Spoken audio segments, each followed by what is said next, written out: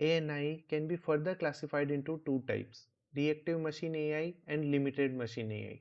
So reactive machine AI are considered as the first major stage of AI development that only reacts to different kind of stimuli based on the pre-programmed rules.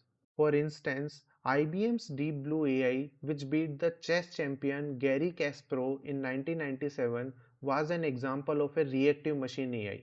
It does not use memory and thus cannot learn more or enhance its performance with the new data.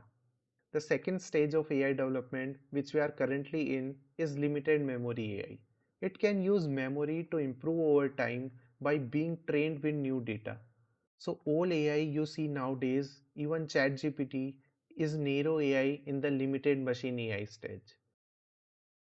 Thank you so much for watching the video till here. That means you gain value from this video.